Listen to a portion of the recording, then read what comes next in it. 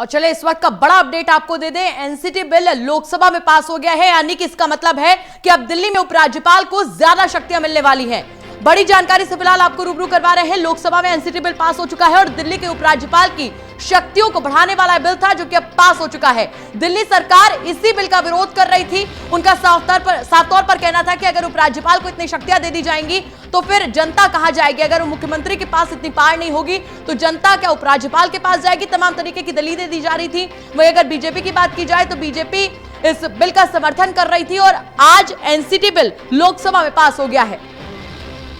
बड़ी जानकारी, यानी कि इससे अब दिल्ली में उपराज्यपाल की शक्तियां बढ़ने वाली हैं। वहीं कांग्रेस ने बीजेपी और आम आदमी पार्टी दोनों को इस मुद्दे पर घेरा था। जहां कांग्रेस ने आम आदमी पार्टी को बीजेपी की कठपुतली बताया था, वहीं आम आदमी पार्टी ने साफ तौर पर कहा था कि अगर ये बिल पास हो जाता है तो ऐसे में दिल्ली में कहीं ना कहीं लोगों को भारी समस्याओं का सामना करना पड़ेगा। बड़ा अपडेट फिलहाल आपको दे रहे हैं कि एनसीटी बिल लोकसभा में पास हो गया है। ये वही बिल है जिसका दिल्ली सरकार भरसक विरोध कर रही थी। तो एक बार फिर से आपको बड़ी जानकारी से रूबरू करवा दें। एनसीटी बिल लोकसभा में यहां पर पास हो चुका है और अब उपराज्यपाल के पास में ज्यादा शक्तियां आ जाएंगी। इस बिल को लेकर राजधानी में लंबे समय से एक सियासी रार देखने को मिल रही थी। जहां बात की जाए आम आदमी पार्टी की, तो आम आदमी पार्टी इस बिल का विरोध कर रही थी। वहीं बीजेपी ने इसका समर्थन करने की बात कही थी और कांग्रेस ने दोनों ही पार्टियों को आड़े हाथों लिया था। तमाम जानकारियों के साथ हमारे मुख्य राजनीतिक संवाददाता प्रदीप कुमार जुड़ चुके हैं। प्रदीप जी, एक चर्चित बिल जिसको कहीं ना कहीं कांग्रेस भी अपोज कर रही थी और आम आदमी पार्टी भी अपोज कर रही थी, लेकिन अब वो लोकसभा में पास हो चुका है।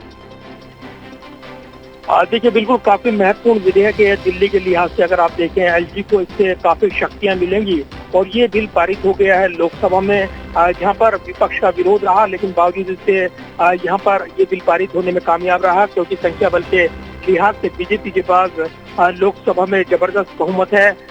लिहाजा इस बिल पर बीजेपी सांसदों ने तमाम बातें कही हैं।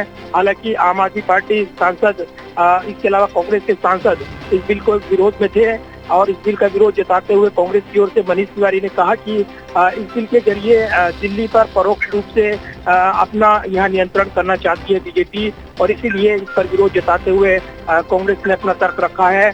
हालांकि चर्चा का जवाब देते हुए गृह राज्य मंत्री जी किशन रेड्डी ने इस पर तमाम तर्क दिए हैं और कहा है कि संविधान के मुताबिक दिल्ली विधानसभा से जो सीमित अधिकार वाला एक केंद्र शासित राज्य है, सुप्रीम कोर्ट ने भी अपने फैसले में ये कहा था कि ये केंद्र शासित राज्य है, सभी संशोधन न्यायालय के निर्णय के अनुरूप है। ये तर्क दिया है केंद्र सरकार ने। साथ ही किशन रेड्डी ने ये भी कहा है कि कुछ स्पष्टता के लिए ये विधेयक लाया गया है, जिससे दिल्ली के लोगों को फायदा होगा और पारदर्शिता आएगी।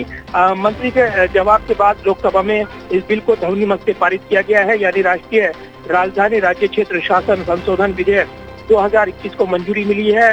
लेकिन इसका बिल का विरोध करते हुए यहाँ पर कांग्रेस ने निशाना साधा है और इसे असंवैधानिक विधेयक बताया है। कांग्रेस कह रही है कि केंद्र सरकार दिल्ली में पिछले दरवाजे से शासन चलाने की चर्चा की शुरुआत कांग्रेस के मनीष तिवारी ने जब की थी, तब उन्होंने इसका विरोध किया और दिल्ली को पूर्ण राज्य दर्जा देने की वकालत करने वाली बीजेपी पर सवाल खड़े किए और इसकी मौजूदा सरकार अब दिल्ली में लोकतांत्रिक व्यवस्था खत्म करना चाहती है, ये आरोप लगाए गए। लेकिन ये बिल पारित होने में कामयाब रहा। बिल्कुल, आखिर में ये बिल पास हो गया, जिसका लंबे समय से विरोध विपक्षी पार्टी कर रही थी, कांग्रेस विरोध कर रही थी और अगर बात की जाए सत्तारूढ़ पार्टी की तो आम आदमी पार्टी विरोध कर रही थी, लेकिन आखिरकार बिल पास हो चुका है। शुक्रिया प्रदीप जी जुड़ने के लिए तमाम जानकारी।